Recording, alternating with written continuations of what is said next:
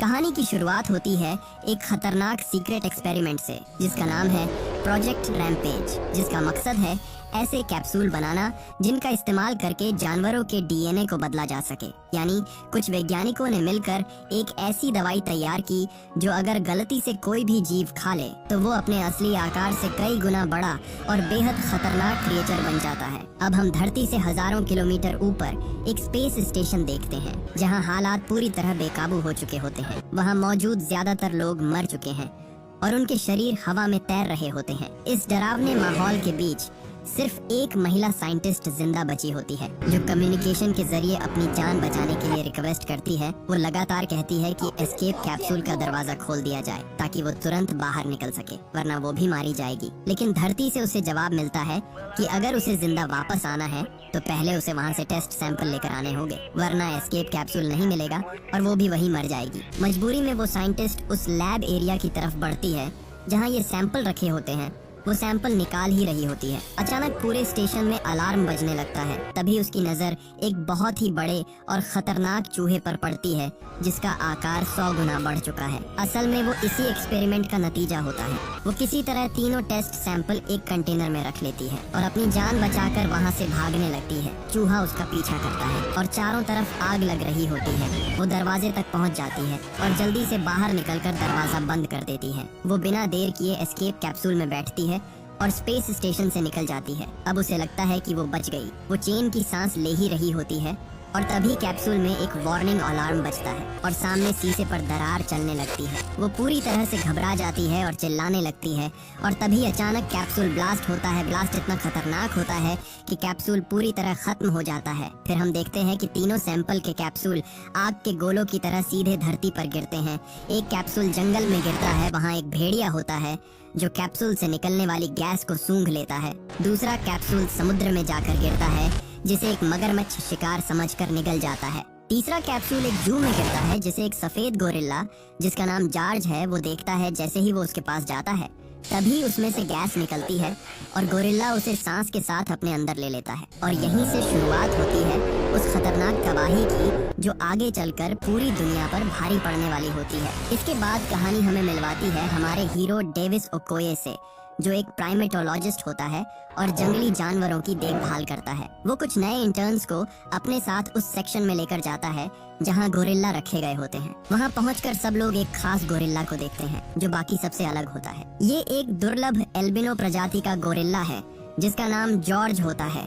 ये वही गोरिल्ला है जिसने पिछली रात उस खतरनाक कैप्सूल की गैस इनहेल की थी। वो अपनी स्पीशीज का आखिरी बचा हुआ गोरिल्ला होता है, इसलिए उसकी खास देखभाल की जाती है। लेकिन गोरिल्ला जॉर्ज की सबसे बड़ी खासियत ये होती है कि वो सिर्फ ताकतवर ही नहीं बल्कि बेहद इंटेलिजेंट भी होता है। वो साइन लैंग्वेज के जरिए इंसानों से बात कर सकता है और खास तौर पर डेविस से उसका एक गहरा रिश्ता बन चुका होता है क्योंकि डेविस ने ही उसे बचपन से आज तक पाला है। उनके बीच गहरी दोस्ती है। डेविस उससे बात करता है, मजाक करता है और जॉर्ज भी उसकी हर बात समझता है। डेविस अपने सभी जानवरों से बहुत प्यार करता है और उन पर पूरा भरोसा करता है और गोरिल्ला जॉर्ज भी उस पर उतना ही भरोसा करता है। फिर हम देखते हैं कि डेविस को खबर मिलती है कि गोरिल्ला जॉर्ज ने अचानक एक भालू पर हमला कर दिया है और उसे जान से मार दिया है। ये सुनकर डेविस खुद भी हैरान रह जाता है क्योंकि जॉर्ज कभी भी बिना वजह किसी पर हमला नहीं करता।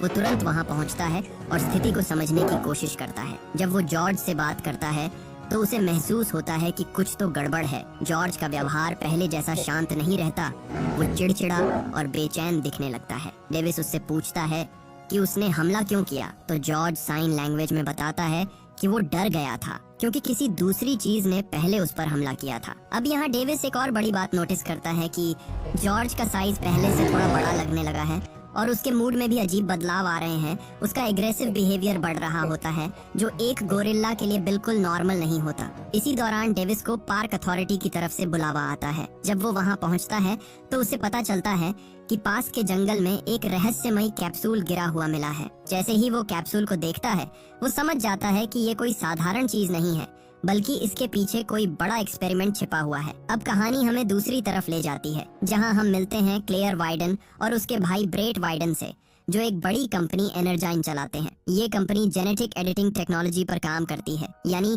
ये डीएनए को बदलकर नए और खतरनाक एक्सपेरिमेंट करती है। और जो स्पेस में प्रोजेक्ट रैम्पेज पर काम चल रहा था वो भी इनका ही था। दोनों इस बात को लेकर परेशान होते हैं कि उनके बनाए हुए सैंपल स्पेस स्टेशन से गिर चुके हैं। ब्रेट कहता है कि अपना प्रोजेक्ट खराब हो चुका है, लेकिन क्लेयर कहती है कि ऐसा नहीं हुआ है। वो उसे टीवी में सैटेलाइट की सीसीटीवी इमेज दिखाती है और कहती है कि उसे पूरा यकीन है ये सैंपल इतने मजबूत हैं कि ना तो आसानी से नष्ट होंगे और ना ही बेकार जाएंगे। और वो उस लोकेशन को मार्क करती है जहां वो सैंपल गिरने की सबसे ज्यादा संभावना है। अब हम देखते हैं कि वो अपनी प्राइवेट सिक्योरिटी टीम को जंगल में भेजते हैं ताकि उन सैंपल्स को किसी भी कीमत पर वापस लाया जा सके। उधर कहानी में एंट्री होती है एक और अहम किरदार की, जिसका नाम है डॉक्टर केट कॉल्डवेल। वो एक जेनेटिसिस्ट होती है, यानी वो भी डीएनए पर काम करने वाली एक साइंटिस्ट है। वो जैसे ही सुबह उठकर न्यूज देखती है तो उसे पता चलता है कि पिछली रात कुछ रहस्यमयी चीज बहुत तेज रफ्तार से धरती पर गिरी थी, और वो चीज एक जू के अंदर गिरी थी और उसी जू में एक गोरिल्ला अचानक बदल चुका है। ये सुनते ही वो जल्दी जल्दी वहाँ के लिए निकलती है। डॉक्टर केट तुरंत उस जगह पहुँचती है जहाँ गोरिल्ला जॉर्ज रखा गया था, और वहीं उसकी मुलाकात डेविस से होती है। केट उसे कहती है कि जो सैंपल उसके पास है वो उसी ने बनाया था और वो मुझे दे दो। डेविस को उसकी बात पर यकीन नहीं होता। वो बताती है कि वो पहले एनर्जीन कंपनी में काम करती थी और वो लोग जानवरों पर इस तरह के खतरनाक एक्सपेरिमेंट करते थे। डेविस उसकी बात सुनकर उसे कहता है कि तुम यहाँ से जा सकती हो, हमें और भी बहुत काम है। लेकिन केट उसे समझाती है कि तुम्हारा गोरिल्ला जॉर्ज अब तेजी से बदल रहा है, उसका साइज बढ़ रहा है, उसका गुस्सा बढ़ रहा है और वो अब पहले जैसा नहीं रहा। अगर जल्दी उसे एंटीडोज नहीं लगाया गया तो वो पूरी दुनिया में तबाही मचा देगा। वो बताती है कि ये सब उस गैस की वजह से हो रहा है जो उस कैप्सूल से निकली थी और जॉर्ज ने गलती से उसे इनहेल कर लिया। ये सुनकर डेविस पूरी तरह चौंक जाता है, क्योंकि उसने खुद भी जॉर्ज में बदलाव नोटिस किया था। वो केट को अपने साथ ले जाता है और उसे बताता है कि पिछली रात जॉर्ज करीब 7 फुट का था, लेकिन आज सुबह वो 10 से 11 फुट तक का हो चुका है और उसका व्यवहार भी पूरी तरह बदल गया है। डॉक्टर केट डेविस को समझाती है कि जिस कैप्सूल को गोरिल्ला जॉर्ज ने इनहेल किया है वो एनर्जाइन कंपनी के एक खतरनाक एक्सपेरिमेंट का हिस्सा है, जिसमें अलग अलग जानवरों के डीएनए को मिलाया गया था, जैसे शार्क, ब्लू व्हेल, राइनो और चमगादड़। केट आगे बताती है कि इसी सैंपल की वजह से जॉर्ज के अंदर एक साथ कई बदलाव हो रहे हैं और सबसे खतरनाक बात ये है कि उसकी ग्रोथ और कितनी बढ़ेगी उसका कोई अंदाजा नहीं है। तभी अचानक जॉर्ज को गुस्सा आ जाता है। वो उस पिंजरे में पड़ा एक सिलेंडर उठाता है और जेल को तोड़ने लगता है। गोरिल्ला जॉर्ज की ताकत के सामने वो मजबूत दरवाजा भी नहीं टिक पाया। जॉर्ज पिंजरा तोड़कर बाहर निकल आता है। अब वो पूरी तरह बेकाबू हो चुका होता है और सीधा मेन एरिया की तरफ बढ़ जाता है। डेविस उसे रोकने के लिए साइन लैंग्वेज में बात करने की कोशिश करता है, उसे शांत करने की कोशिश करता है, लेकिन गोरिल्ला को कोई फर्क नहीं पड़ता, क्योंकि अब जॉर्ज पहले जैसा नहीं रहा। चारों तरफ अफरा तफरी मच जाती है। जॉर्ज गाड़ियों को खिलौनों की तरह तोड़ने लगता है, लेकिन डेविस जैसे तैसे करके जॉर्ज को थोड़ा शांत करता है और उसी समय वहाँ सिक्योरिटी फोर्स और पुलिस पहुँच जाती है और जॉर्ज को चारों तरफ से घेर लिया जाता है। डेविस पुलिस से गोली ना चलाने की रिक्वेस्ट करता है और कहता है कि मैं उसे हैंडल कर लूंगा, आप गोली मत चलाना। डेविस साइन लैंग्वेज में गोरिल्ला को समझा ही रहा होता है। तभी ऊपर एक हेलीकॉप्टर आता है। उसमें बैठा सैनिक जॉर्ज पर लगातार कई बेहोशी के इंजेक्शन फायर कर देता है। जॉर्ज भागने की कोशिश करता है, लेकिन धीरे धीरे बेहोश होकर जमीन पर गिर जाता है। अब हम क्लेयर और ब्रेट के भेजे हुए सोल्जर्स को देखते हैं, जो जंगल में उन सैंपल्स को ढूंढ रहे होते हैं।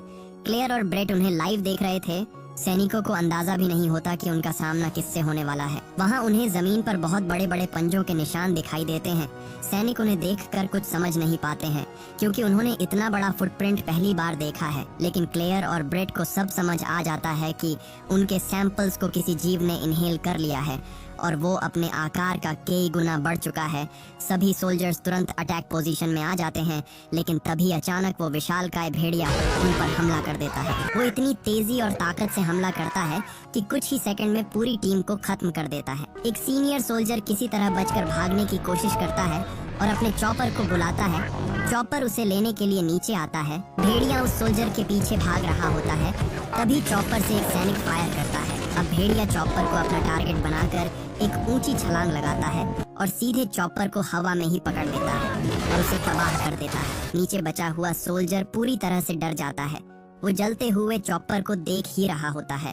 तभी अचानक भेड़िया पीछे से आकर उसे एक ही झटके में मार देता है। ये सारी घटना क्लेयर और उसका भाई ब्रेट लाइव देख रहे होते हैं।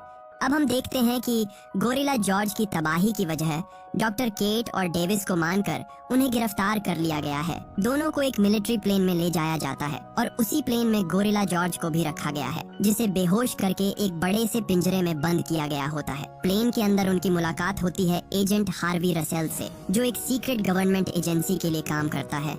उसका काम होता है ऐसे खतरनाक जानवरों को काबू में करना जो नॉर्मल एनिमल्स से अलग हो चुके हों और जो अब इंसानों के लिए खतरा बन सकते हैं। एजेंट रसेल डेविस और केट को एक दूसरे के बारे में जानकारी देते हैं। वो बताता है कि डेविस पहले आर्मी में रह चुका है और कई खतरनाक मिशन का हिस्सा रह चुका है और अब वो जानवरों की देखभाल करता है। वहीं केट के बारे में वो बताता है कि उसे पहले चोरी के आरोप में जेल भी हो चुकी है, क्योंकि वो कंपनी से रिसर्च डेटा चुराने की कोशिश कर रही थी। लेकिन डेविस को इन सब बातों से कोई मतलब नहीं होता। उसे सिर्फ एक ही चीज की चिंता होती है और वो है गोरिल्ला जॉर्ज। अब हम एनर्जीन कंपनी के मालिक क्लेयर और ब्रेट को देखते हैं। ब्रेट घबराया हुआ होता है क्योंकि उनका एक्सपेरिमेंट अब कंट्रोल से बाहर जा चुका है। वो क्लेयर से कहता है कि अब उन्हें कोई नहीं बचा सकता, उन्हें गवर्नमेंट एजेंसियां उन्हें पकड़ लेंगी। लेकिन क्लेयर शांत रहती है और बताती है कि उसके पास हर सिचुएशन के लिए एक बैकअप प्लान होता है। वो कहती है कि अगर कभी एक्सपेरिमेंट फेल हो जाए तो उसे कंट्रोल में लाने के लिए उसने पहले से ही एक खास टेक्नोलॉजी तैयार कर रखी है। क्लेयर ब्रेट को उसके ऑफिस की बिल्डिंग के टॉप पर लाती है। वो उसे छत पर लगा बहुत बड़ा टावर दिखाती है। वो कहती है कि ये इस टेक्नोलॉजी को रेडियो फ्रीक्वेंसी सिग्नल कहते हैं। जैसे ही मैं इसे ऑन करूंगी ये सिग्नल एक्टिव होगा और वो सभी जानवर इसकी लोकेशन की तरफ आकर्षित होने लगेंगे। क्लेयर कहती है कि अपना प्लान सिंपल है। ये सभी खतरनाक जानवर एक ही जगह इकट्ठा हो जाएंगे और आपस में लड़कर खत्म हो जाएंगे, या फिर आर्मी उन्हें रास्ते में मार देगी और उसके बाद हम मौका देखकर उनके शरीर से फिर से डीएनए निकालकर अपना एक्सपेरिमेंट जारी रख सकेंगे। जैसे ही ये सिग्नल चालू होता है हम देखते हैं कि दूर दूर मौजूद वो खतरनाक जानवर, भेड़िया, मगरमच्छ और जॉर्ज, तीनों पर इसका असर दिखना शुरू हो जाता है। भेड़िया उस रेडियो फ्रीक्वेंसी को भांपते हुए सीधे शहर की तरफ बढ़ने लगता है और मगरमच्छ भी अब समुंदर से बाहर आने लगता है। वहीं दूसरी तरफ इसका असर गोरिल्ला जॉर्ज पर भी पड़ता है। वो गहरी बेहोशी से जाग जाता है और अचानक उठ खड़ा होता है। अब जॉर्ज पूरी तरह बेकाबू हो चुका होता है। वो प्लेन के अंदर ही तबाही मचाना शुरू कर देता है और एक एक करके वहाँ मौजूद लोगों पर हमला करने लगता है। सोल्जर्स लगातार जॉर्ज पर गोलियां चलाते हैं, लेकिन जॉर्ज पर उसका कोई असर नहीं होता। डेविस समझ जाता है कि अब यहाँ रुकना मतलब मौत है। वो जल्दी से एक पैराशूट पहनता है और डॉक्टर केट को भी पैराशूट पहनने में मदद करता है और उसे प्लेन से कूदा देता है। गोरिल्ला पागलों की तरह अभी भी हमला कर रहा होता है। डेविस देखता है कि एजेंट रसेल अभी भी जिंदा है, तो वो भी अपने साथ पकड़कर प्लेन से कूद जाता है। कुछ ही देर में वो मिलिट्री प्लेन भी कंट्रोल खो देता है और जोरदार धमाके के साथ क्रैश हो जाता है। तीनों किसी तरह जमीन पर लैंड करते हैं। डेविस को लगता है कि शायद उसका साथी गोरिल्ला जॉर्ज मर चुका होगा, लेकिन वो देखते हैं तो उन्हें समझ आता है कि जॉर्ज वहाँ से निकल चुका है। अब जॉर्ज भी उसी सिग्नल की तरफ बढ़ रहा होता है। रसेल डेविस को शुक्रिया कहता है कि उसने उसकी जान बचाई। अब हम देखते हैं कि एनर्जीन कंपनी पर अब गवर्नमेंट की जांच शुरू हो चुकी है। कई एजेंट एक साथ क्लेयर और ब्रेट के ऑफिस में आते हैं। ब्रेट घबरा जाता है, लेकिन स्मार्ट क्लेयर सारी सिचुएशन ऐसे संभालती है जैसे सब कुछ नॉर्मल हो और इन्वेस्टिगेशन में पूरा सहयोग देती है ताकि उस पर शक ना जाए। वो एजेंट से कहती है कि अगर मेरी किसी भी तरह की मदद चाहिए तो मैं हमेशा गवर्नमेंट के साथ हूँ। उधर डेविस, केट और रसेल को एयरफोर्स बेस ले जाया जाता है, जहाँ उनकी मुलाकात मिलिट्री अधिकारियों से होती है। वहाँ उन्हें बताया जाता है कि वो तीनों जानवर अब तेजी से शहर की तरफ बढ़ रहे हैं और अगर उन्हें रोका नहीं गया तो बहुत बड़ी तबाही होने वाली है। डेविस मिलिट्री अधिकारियों से कहता है कि इन जानवरों की कोई गलती नहीं है। वो बताता है कि जो कुछ भी हो रहा है वो कोई इत्तेफाक नहीं है, बल्कि इन्हें जानबूझकर शहर की तरफ बुलाया जा रहा है। तभी डॉक्टर केट सबको समझाती है कि उन्होंने पहले ही इस सिचुएशन के बारे में सोचा था कि अगर कभी एक्सपेरिमेंट कंट्रोल से बाहर चला जाए तो रेडियो फ्रीक्वेंसी सिग्नल के जरिए इन जानवरों को एक जगह बुलाया जा सकता है और अभी वही हो रहा है। ये तीनों जानवर उसी सिग्नल को फॉलो करते हुए सीधे शहर की तरफ बढ़ रहे हैं। केट आगे कहती है कि अगर आर्मी इन पर हमला करेगी तो उसका कोई खास असर नहीं पड़ेगा, उल्टा शहर को ज्यादा नुकसान होगा। इसलिए वो कर्नल से रिक्वेस्ट करती है कि उन्हें मौका दिया जाए ताकि वो एंटीडोट ला सकें और इन जानवरों को रोक सकें। लेकिन कर्नल उनकी बात मानने से साफ इनकार कर देता है, क्योंकि उसके लिए ये जानवर अब सिर्फ खतरा है, जिन्हें खत्म करना ही आखिरी ऑप्शन है। तभी एक सोल्जर आता है और कर्नल को एक कागज देता है जिसमें आर्डर होता है कि डेविस और केट को कस्टडी में रखा जाए पूछताछ के लिए, क्योंकि जो कुछ भी हो रहा है उसके पीछे इनका हाथ हो सकता है। डेविस कर्नल को समझाता है कि ऐसा मत कीजिए क्योंकि हमारा वहाँ जाना बहुत जरूरी है, लेकिन उनकी बात कोई नहीं मानता और सोल्जर उन्हें ले जाने लगते हैं। रास्ते में डेविस चालाकी से सोल्जर्स को पकड़कर बेहोश कर देता है ताकि वो दोनों यहाँ से भाग सके। वो छिपते हुए हेलीकॉप्टर तक पहुँचते हैं, लेकिन तभी एजेंट रसेल वहाँ आ जाते हैं, लेकिन वो उन्हें रोकते नहीं बल्कि उनकी मदद करते हैं और उन्हें हेलीकॉप्टर की कीज देते हैं। उसके बाद डेविस और केट वहाँ से निकल जाते हैं। अब हम देखते हैं कि शहर की तरफ बढ़ते हुए वो विशाल भेड़िया रास्ते में खड़ी पूरी आर्मी से टकराता है। आर्मी उसे रोकने की पूरी कोशिश करती है, लेकिन वो इतना ताकतवर और तेज होता है कि कुछ ही पलों में पूरी सेना को खत्म कर देता है। वहाँ मौजूद एक भी सोल्जर बच नहीं पाता। ये देखकर कर्नल को समझ आ जाता है कि उनका सामना किसी आम जानवर से नहीं है। हालात हाथ से निकलते देख वो एक खतरनाक फैसला लेता है और स्पेशल मिसाइल स्ट्राइक का आर्डर दे देता है और कहता है कि चाहे जो मिसाइल चलानी पड़े वो चलाओ, लेकिन इन्हें खत्म करो। कुछ ऑफिसर्स उसे रोकने की कोशिश करते हैं और कहते हैं कि शहर अभी पूरी तरह खाली नहीं हुआ है। अगर अभी मिसाइल से हमला किया गया तो जानवरों के साथ साथ हजारों बेगुनाह लोग भी मारे जाएंगे, लेकिन कर्नल किसी की नहीं सुनता और हमला करने का आदेश दे देता है। इसी बीच डेविस और केट हेलीकॉप्टर से शहर के करीब पहुंच चुके होते हैं। वहां का मंजर देखकर वो दंग रह जाते हैं। जॉर्ज अब पहले जैसा बिल्कुल नहीं रहा। वो अब एक विशालकाय दानव बन चुका होता है और शहर में हर तरफ तबाही मचा रहा होता है। और तभी पानी में जोरदार हलचल होती है और वहाँ से बाहर निकलता है एक विशालकाय मगरमच्छ। उस पर भी उस खतरनाक सैंपल का असर अब पूरी तरह हो चुका होता है और अब वो भी उतना ही खतरनाक बन चुका होता है। अब शहर के बीच तीनों दानव, जॉर्ज, भेड़िया और मगरमच्छ पूरी ताकत के साथ आगे बढ़ रहे होते हैं। आर्मी उन्हें रोकने की कोशिश करती है, लेकिन वो तीनों इतने ताकतवर होते हैं कि हर चीज को रौंदते हुए बस एक ही दिशा में बढ़ रहे होते हैं। उनका सिर्फ एक ही मकसद होता है, उस रेडियो फ्रीक्वेंसी के सोर्स तक पहुंचना, चाहे रास्ते में कुछ भी क्यों ना आ जाए। इसी बीच गवर्नमेंट को ये पता चल जाता है कि एनर्जीन कंपनी के सारे राज अब सामने आ चुके हैं। उनकी ज्यादातर फाइल्स और डेटा मिल चुका होता है, लेकिन एक मेन सर्वर अभी भी लॉक होता है जिसका पासवर्ड सिर्फ क्लेयर वाइडन और ब्रेट वाइडन को ही पता होता है। उधर एजेंट हार्वी रसेल डेविस को एक और खतरनाक बात बताता है कि कर्नल ने एक high level missile strike launch करने का आर्डर दिया है जो करीब आधे घंटे के अंदर शहर पर गिरा दी जाएगी। अब उनके पास बहुत कम समय बचा होता है। ये सुनते ही डेविस और डॉक्टर केट तुरंत एनर्जीन कंपनी की बिल्डिंग की तरफ निकल पड़ते हैं। उन्हें पता होता है कि एंटीडोट वहीं मिल सकता है। दोनों किसी तरह अंदर पहुंचते हैं और उस लैब को ढूंढते हैं जहां ये सैंपल बनाए गए थे। वो एंटीडोट को ढूंढने की कोशिश करते हैं, लेकिन ज्यादातर डेटा और हार्ड ड्राइव पहले ही वहां से हटाई जा चुकी होती है। हालांकि केट को वहां का सिस्टम अच्छी तरह पता होता है क्योंकि वो पहले वहीं काम कर चुकी थी। अपनी जानकारी का इस्तेमाल करते हुए वो आखिरकार एक सीक्रेट स्टोरेज तक पहुंच जाती है जहां आरपीएम कंटेनर के अंदर एंटीडोट रखा होता है। वो उसमें से 3 एंटीडोट निकाल लेती है, लेकिन तभी वहाँ क्लेयर और ब्रेट पहुँच जाते हैं। वो केट से गन दिखाकर एंटीडोट अपने कब्जे में ले लेते हैं। हालांकि केट चालाकी से एक छोटा सा एंटीडोट वायल छुपाकर अपने पास रख लेती है जिस पर किसी का ध्यान नहीं जाता। क्लेयर केट को मजबूर करती है कि वो उनके साथ चले और जब केट नहीं मानती तो वो अपनी गन से डेविस के पेट में गोली मार देती है।